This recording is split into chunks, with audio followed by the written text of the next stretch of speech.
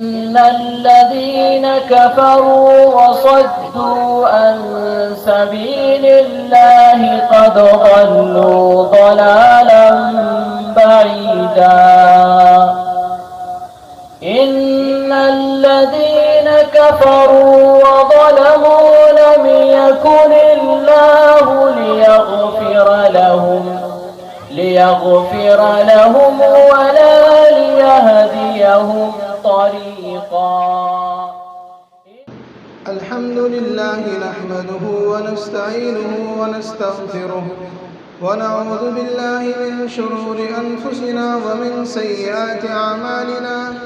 من يهده الله فلا مضل له ومن يضلله فلا هادي له.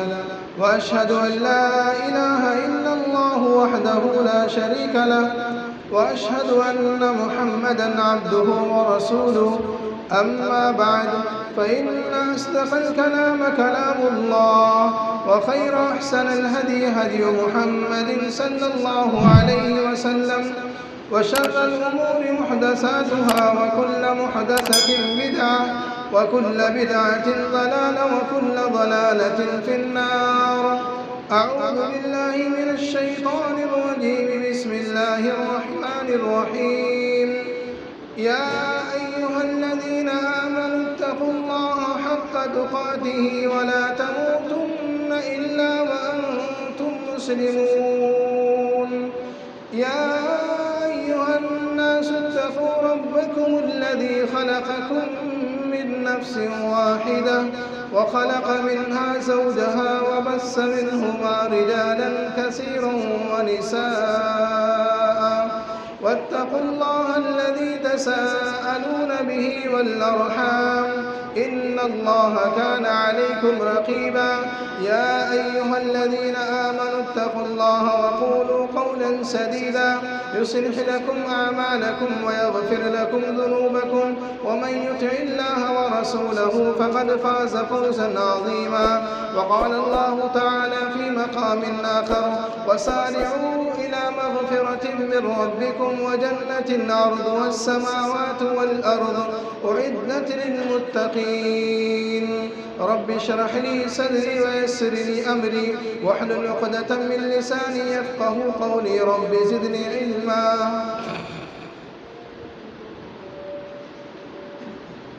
زندہ دل بزرگوں، شیر دل نوجوان بھائیوں،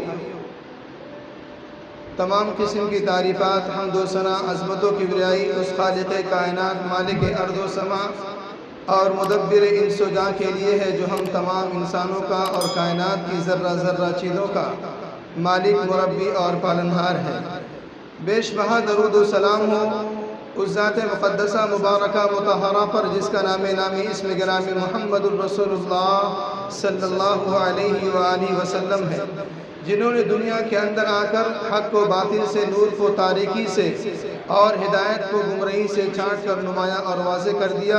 اللہم صلی علی محمد وعلی آل محمد کما صلیت علی ابراہیم وعلی آل ابراہیم انک حمید مجید۔ اللہم بارک علی محمد وعلی آل محمد کما بارکت علی ابراہیم وعلی آل ابراہیم انک حمید مجید۔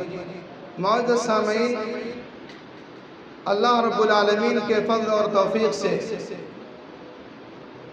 رب العالمین کے فضل سے آج ہم اور آپ اللہ کے بارگاہ میں اذان سے پہلے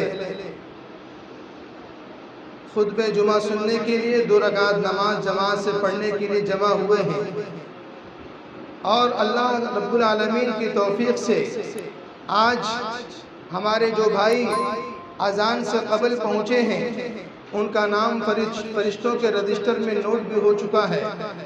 اللہ رب العزت سے دعا ہے کہ رب العالمین ہم تمام لوگوں کو اچھے کام میں آگے بڑھنے کی اور جمعہ کے دن بالکل اہتمام کے ساتھ اللہ کے بارگاہ میں پیش ہونے کی توفیق عطا فرمائے۔ اور آج کے اس خطبہ جمعہ میں مختصر وقت میں آج قرآن و سنت کی روشنی میں جو اہم پھول آپ کے سامنے بکھیرنے والا ہوں، اس کو سننے سنانے اور سننے سنانے سے زیادہ اس پر عمل کرنے کی توفیق عطا فرمائے، آمین یا رب العالمین۔ معزز سامعین، سورہ آل عمران سورہ نمبر 3 آیت نمبر 133 کی میں نے تلاوت آپ کے سامنے کی ہے۔ اس مناسبت سے آج کا میرا موضوع ہے موجودہ دور کے تقاضے۔ اللہ رب العالمین نے قرآن مقدس کے اندر ارشاد فرمایا وَسَارِعُوا إِلَىٰ مَغْفِرَةٍ مِّن رَّبِّكُمْ، وَسَارِعُوا دوڑو، مقابلہ آرائی کرو، ایک دوسرے سے پہل کرو، کمپٹیشن کرو، کس چیز میں؟ إِلَىٰ مَغْفِرَةٍ مِّن رَّبِّكُمْ، اللہ کی مغفرت کو حاصل کرنے کے لیے، اللہ کو راضی کرنے کے لیے، اللہ کو خوش کرنے کے لیے، اللہ کو اپنا محبوب بندہ بنانے کے لیے دوڑو، مقابلہ آرائی کرو۔ اور کی چیز کے لیے؟ وَجَنَّةٍ، اور جنت کو حاصل کرنے کے لیے، جنت کو پانے کے لیے دوڑو، مقابلہ آرائی کرو۔ اور اس آیت کی تفسیر میں وسارعوا کا مفسرین نے ایک معنی اور نکالا۔ وہ کیا نکالا؟ کہا سابقوا، سبقت کرو، ایک دوسرے سے آگے بڑھو۔ اور کسی انگلش والے نے کہا، انگریزی دان نے کہا کمپیٹ ایچ ادر، یعنی مکمل طریقے سے ایک دوسرے سے آگے بڑھنے کی کوشش کرو، سبقت کرو۔ میرے بھائیوں غور کیجئے، اس آیت کریمہ کی تفسیر میں ایک مفسر نے بڑے پتے کی بات لکھی ہے۔ وہ کیا کہا؟ مفسر کہتے ہیں کہ آپ ملک کے، دنیا کے کسی کونے میں چلے جائیے، ہر ملک، ہر اسٹیٹ کا ایک قانون اصول ہوتا ہے۔ اگر آپ راستے پر چل رہے ہیں، 4 لائن ہے، تو ایک لائن سے، ایک راستے سے ایک گاڑی کو 100 کی اسپیڈ سے چلنا ہے، دوسری گاڑی کو دوسرے راستے سے 120 کی اسپیڈ سے چلنا ہے۔ سعودی عرب آپ چلے جائیے، آپ کو وہاں معلوم ہوگا کہ ہر راستے کی اسپیڈ لیمٹ ہوا کرتی ہے، اور اس راستے سے اتنی ہی اسپیڈ میں آپ کو گاڑی چلانا ہے۔ اگر آپ تیز رفتار میں چلیں گے، 100 کی اسپیڈ کا پرمیشن ہے، اگر 101 اسپیڈ سے چلیں گے تو کیمرہ آپ کو کیچ کر لے گا، آپ کے اوپر پنشمنٹ ہوگا، فائن لگے گا، جرمانہ ادا کرنا ہوگا۔ میرے بھائیوں، لیکن مفسر نے کہا کہ اللہ رب العالمین نے کہا دوڑو، مقابلہ آرائی کرو، کمپٹیشن کرو جنت کو حاصل کرنے کے لیے۔ اور جنت کو حاصل کرنے کے لیے آپ کو کوئی لیمٹ کی ضرورت نہیں ہے۔ کوئی آدمی، میرا کوئی بندہ 100 کی اسپیڈ میں جانا چاہے 100 کی اسپیڈ سے چلا جائے، 200 کی اسپیڈ سے چلنا چاہے دوڑ کر آ سکتا ہے، 120 کی اسپیڈ سے آنا چاہے دوڑ کر جنت کو حاصل کر سکتا ہے۔ یہاں پر کوئی اسپیڈ کی لیمٹ نہیں ہے، آپ بغیر اسپیڈ لیمٹ کے آپ چل سکتے ہو، دوڑ کر آ سکتے ہو، اللہ کو راضی کر سکتے ہو، ایسے نیک کام کر سکتے ہو جس سے اللہ راضی اور خوش ہو جائے۔ جنت کو حاصل کرنے والے کام، اعمال آپ کر سکتے ہو۔ میرے بھائیوں غور کیجئے، جب آپ قرآن کریم کے اندر سورہ انبیاء اٹھائیں گے، 17واں پارہ شروع کریں گے، سورہ انبیاء کے اندر اللہ رب العالمین نے بہت سارے انبیاء کرام کا تذکرہ کیا۔ یونس علیہ السلام کا تذکرہ ہوا، ابراہیم علیہ السلام کا تذکرہ ہوا، یحییٰ یعقوب علیہ السلام کا تذکرہ ہوا، اور سب کا تذکرہ کرنے کے بعد اللہ نے فرمایا انہم کانوا یسارعون فی الخیرات ویدعوننا رغبا ورہبا۔ یہ تمام کے تمام انبیاء نیک کام میں آگے بڑھتے تھے، ایک دوسرے سے مقابلہ آرائی کرتے تھے، کمپٹیشن کرتے تھے کہ کون زیادہ کام کر رہا ہے، ہم اس سے آگے بڑھیں گے۔ میرے بھائیوں غور کرنے کا مقام ہے۔ اور امام کائنات جناب محمد الرسول اللہ صلی اللہ علیہ وسلم نے ارشاد فرمایا، آپ فرماتے ہیں اغتنم خمسا قبل خمس، 5 چیزوں کے آنے سے پہلے غنیمت سمجھو، اس کی قدر کرو۔ وہ 5 چیزیں کیا ہیں؟ وشبابک قبل حرمک، اللہ کے نبی نے فرمایا اگر اللہ نے تمہیں جوانی دی ہے، اس جوانی کی قدر کرو، اس کے وقت کو ضائع مت کرو۔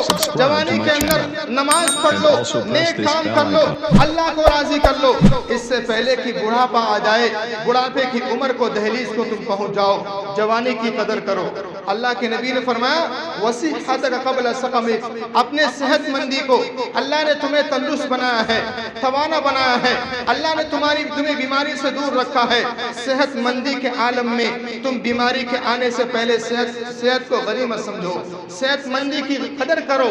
اور اس کے بعد اللہ کے نبی نے فرمایا وَغِنَاءَكَ قَبْلَ فَقَرِكَ، اگر اللہ نے تمہیں مالدار بنایا ہے، دولت سے نوازا ہے، تو مالداری کے وقت میں محتاجگی کے آنے سے پہلے، غریبی کے آنے سے پہلے اس کی قدر کرو، اس کی اہمیت کو سمجھو۔ اور اللہ کے نبی نے فرمایا وَفَرَاغَ قَبْلَ شُغْلِكَ، تم خالی ہو، خالی اوقات کو اس سے پہلے کہ تم بزی ہو جاؤ، تمہارا شیڈول بزی ہو جائے، تم اگر خالی ہو اپنے بھائی کے جنازے میں شریک ہو جاؤ، اگر تم فارغ ہو تو اللہ کا کوئی نیک کام کر لو جس سے اللہ راضی ہو جائے، اگر تم فارغ ہو تو تمہارا کوئی بھائی مریض ہے ان کی عیادت کرنے کے لیے چلے جاؤ، ان کا حال چال لینے کے لیے چلے جاؤ۔ اور آخر میں اللہ کے نبی نے فرمایا وَحَيَاتَكَ قَبْلَ مَوْتِكَ، اس سے پہلے کہ تمہارے پاس موت کا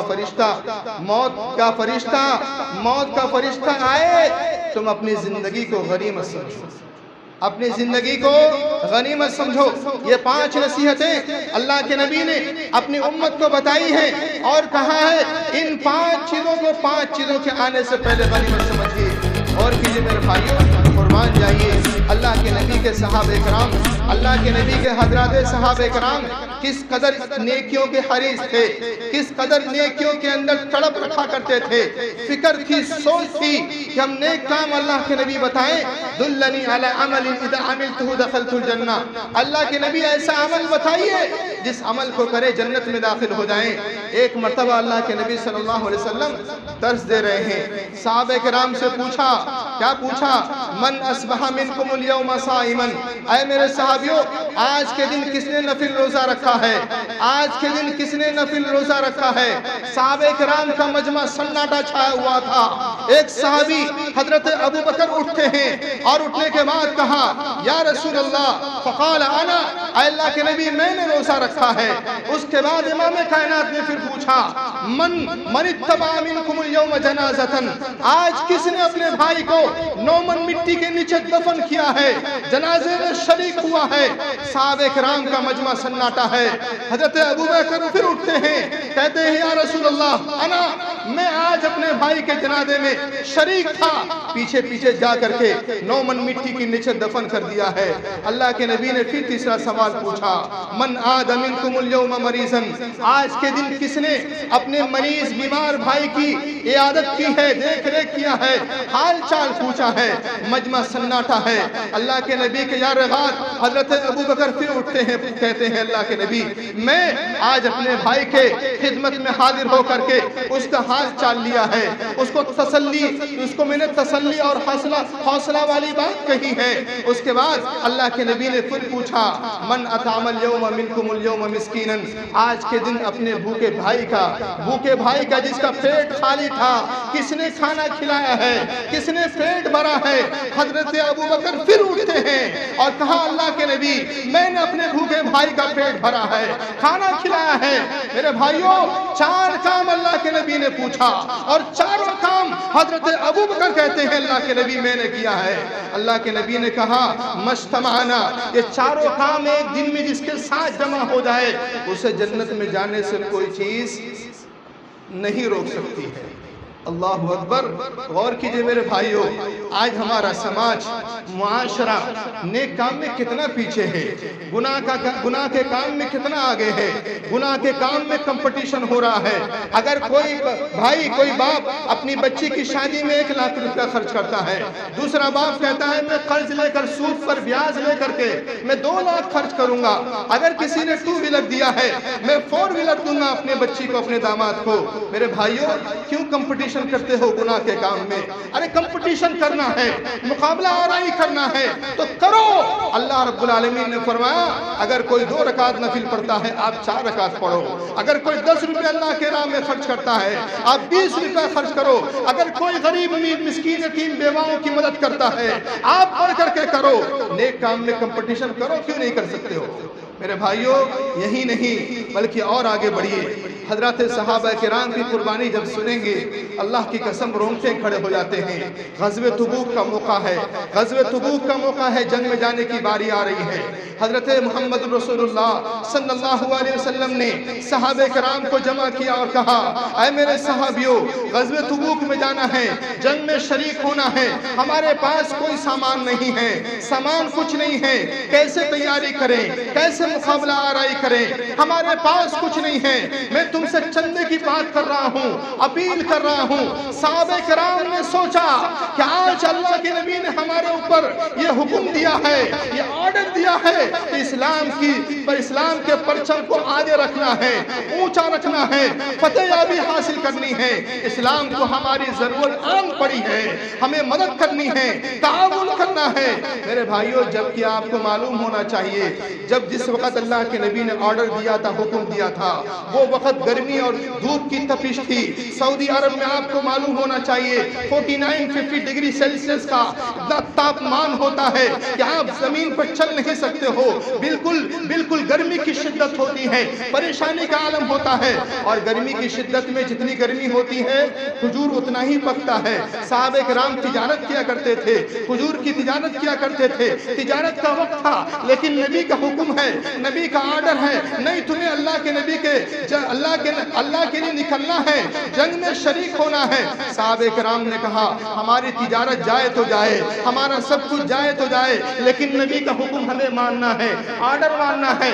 حضرت عمر رضی اللہ تعالیٰ عنہ اپنے گھر پہنچتے ہیں، اپنا پورا سامان، پورا اثاثہ جمع کر لیتے ہیں، آدھے میں بانٹتے ہیں، آدھا اپنے گھر رکھتے ہیں، آدھا نبی کی خدمت میں لا کر پیش کرتے ہیں۔ اللہ کے نبی نے پوچھا اے عمر ما ابقیت لأہلک، اپنے خاندان والوں کے لیے کیا چھوڑ کر آئے ہو؟ حضرت عمر نے کہا آدھا اپنے گھر والوں کے لیے چھوڑا ہوں، آدھا مال آپ کی خدمت میں اسلام کے خاطر لے کر آیا ہوں۔ میرے بھائیوں حضرت عمر دل میں آرزو تمنا لیے ہوئے تھے، سوچ رہے تھے آج تو ابو بکر سے آگے نکلنے کا موقع ملا ہے، چانس ملا ہے، آج تو میں ابو بکر سے آگے بڑھ سکتا ہوں، لیکن قربان جاؤ میرے بھائیوں صحابہ کرام پر قربان جاؤ کہ وہ نیک عمل میں کس قدر آگے بڑھا کرتے تھے۔ حضرت عمر سوچ رہے ہیں، کچھ دیر کے بعد حضرت ابو بکر رضی اللہ تعالیٰ عنہ اپنے گھر کا پورا اثاثہ لے کر نبی کی خدمت میں لا کر پیش کر دیتے ہیں۔ اللہ کے نبی نے پوچھا اے میرے یارغار میرے ابو بکر، اپنے ما ابقیت لأہلک، اپنے گھر والوں کے لیے کیا چھوڑ کر آئے ہو؟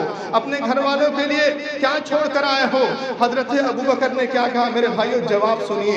حضرت ابو بکر نے کہا ابقیت لهم اللہ ورسولہ، میں اپنے گھر میں اللہ اور اس کے رسول کی تعلیمات چھوڑ کر آیا ہوں، ایک بھی سامان میں چھوڑا نہیں ہوں، سب سامان اور پورا اثاثہ پوری چیز آپ کی خدمت میں اسلام کے خاطر پیش کر دیا ہوں۔ اگر میرے گھر میں باقی ہے تو اللہ اور اس کے رسول کی تعلیم باقی ہے، اور جب تک اللہ اور اس کے رسول کی تعلیم باقی رہے گی مجھے دنیا کوئی خرید نہیں سکتی ہے، آخرت میں میرا ٹھکانہ مجھے امید ہے جنت ضرور ہوگا، کیونکہ نبی کی تعلیم اور اللہ کی تعلیم جس گھر میں ہوتی ہے وہ گھر آباد ہوتا ہے، وہ گھر کے اندر برکت نازل ہوتی ہے۔ غور کیجئے میرے بھائیوں، حضرت عمر نے تھوڑی دیر کے بعد کہا لن اسابق ابا بکر، میں کبھی بھی ابو بکر سے آگے نہیں جا سکتا ہوں، میں ابو بکر سے آگے کبھی بھی نہیں جا سکتا ہوں۔ ایک واقعہ میں اور بتانا چاہتا ہوں کہ اللہ رب العالمین نے اس جنت کو اور اس عالی شان بالکل عمارت کو، جس جنت کی چوڑائی زمین و آسمان جیسی ہے، لمبائی کے بارے میں نہیں معلوم ہے، اللہ ہی جانتا ہے بہتر لمبائی کتنی ہے، چوڑائی زمین و آسمان جیسی ہے۔ اللہ نے فرمایا اس جنت کو میں نے اپنے ڈرنے والے بندوں کے لیے تیار کر رکھا ہے، جو متقی پرہیزگار بندے ہوں گے، نیک کام میں آگے بڑھیں گے، اللہ کے راضی کرنے والا کام کریں گے، نیک کام کریں گے، ایسے لوگوں کے لیے میں نے جنت تیار کر رکھی ہے۔ میرے بھائیوں حضرت عمر رضی اللہ تعالیٰ عنہ خلیفہ ثانی ہیں، خلیفہ دوم ہیں، جب خلافت کی کرسی پر بیٹھتے ہیں آپ کا معمول تھا کہ روزانہ رات میں آپ گشت لگایا کرتے تھے، دیکھتے تھے کہ میری حکومت میں کوئی پریشان تو نہیں، کوئی بیمار تو نہیں، کوئی میری مدد کا میری ضرورت کا کوئی محتاج تو نہیں ہے جس کو میری ضرورت ہے۔ لہذا اتفاق طور پر معمول کے مطابق حضرت عمر ایک دن ایک رات جو ہے چکر لگا رہے تھے، ایک گھر کے قریب پہنچتے ہیں، بچوں کے رونے کی آواز آتی ہے، رات کا وقت ہے، حضرت عمر چلے جاتے ہیں، پوچھتے ہیں خاتون اے میری بہن بچوں کو کیوں رلا رہی ہے؟ اس خاتون کو یہ نہیں معلوم سوال کرنے والا وہ امیر المؤمنین ہے، میرا بادشاہ ہے، میرا خلیفہ ہے۔ اس عورت کو یہ معلوم تھا کہ سوال کرنے والا ایک ادنا سا آدمی ہے۔ اس نے جواب دیا میں اپنے بچوں کو رلاؤں یا ہنساؤں وہ میرا معاملہ ہے، تمہیں اس سے کیا مطلب ہے؟ حضرت عمر پھر پلٹ کر باہر آتے ہیں، پھر سوچتے ہیں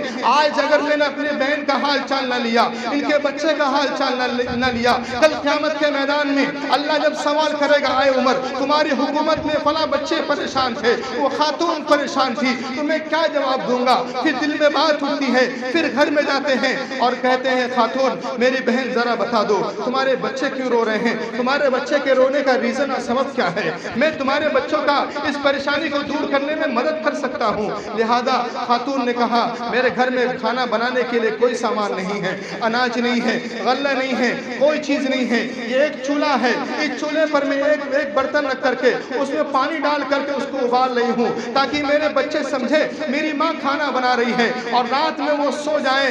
میں دلاسا دینے کے لیے میں اس چولہے پر پانی کو کھولا رہی ہوں تاکہ رات میری کٹ جائے، میرے بچے سو جائیں۔ میرے بھائیوں جب یہ بات سنتے ہیں حضرت عمر کو رونا آتا ہے۔ پھر خاتون نے کہا کل قیامت کا میدان ہوگا، میدان محشر ہوگا، اللہ کی عدالت کی کرسی ہوگی اور میں کھڑی ہوں گی، عمر سامنے کھڑے ہوں گے، عمر کا گریبان پکڑ کر پوچھوں گی، اللہ سے کہوں گی اے اللہ عمر کی خلافت میں میرے بچے بھوک سے مر رہے تھے، عمر نے میرا حال چال نہ لیا۔ اللہ اکبر، اس خاتون کو نہیں معلوم ہے سوال کرنے والا عمر ہے، جو میرا حال چال لے رہا وہ عمر ہے۔ حضرت عمر نے جب یہ بات سنی تو رونے لگے، زاروں قطار رونے لگے اور فوراً اپنے گودام میں آتے ہیں۔ آنے کے بعد اپنے غلام اسلم کو جگاتے ہیں، اسلم کو جگانے کے بعد کہا ایک آٹے کی بوری نکالو، آٹے کی بوری نکالی جاتی ہے۔ غلام نے کہا آقا اس آٹے کی بوری کو میرے پیٹھ پر لا دیجئے، میں چل کر وہاں پہنچا دیتا ہوں۔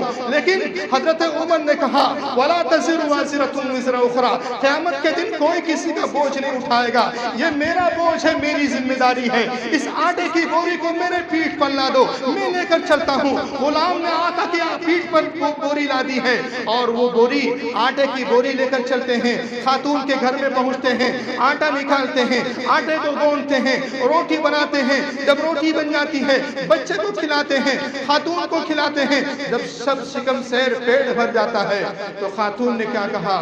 خاتون نے کہا کاش کی عمر کی جگہ پر آپ خلیفہ ہو۔ اللہ اکبر، کتنا ڈر تھا اللہ کا، اللہ کا کتنا خوف تھا، کاش کی عمر کی جگہ پر آپ خلیفہ ہوتے۔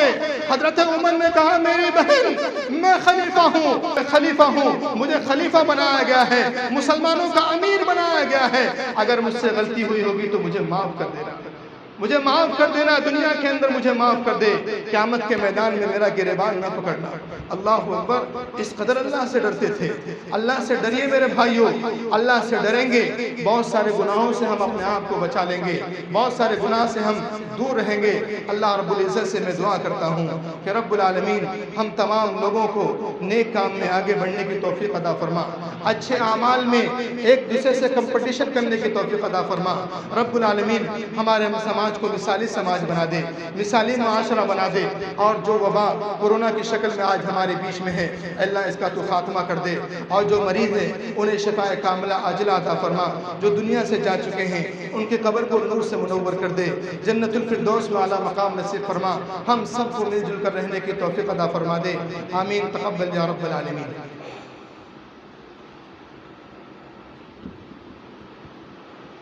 الحمد لله رب العالمين والصلاة والسلام على رسوله الكريم ومن تبعهم بإحسان إلى يوم الدين، أما بعد، قال الله تعالى في القرآن المجيد والفرقان الحميد: أعوذ بالله من الشيطان الرجيم، بسم الله الرحمن الرحيم، إن الله وملائكته يصلون على النبي يا أيها الذين آمنوا صلوا عليه وسلموا تسليما، اللهم صل على محمد وعلى آل محمد كما صليت على إبراهيم وعلى آل إبراهيم إنك حميد مجيد، اللهم بارك على محمد وعلى آل محمد كما باركت على إبراهيم وعلى آل إبراهيم إنك حميد مجيد، أقيموا الصلاة.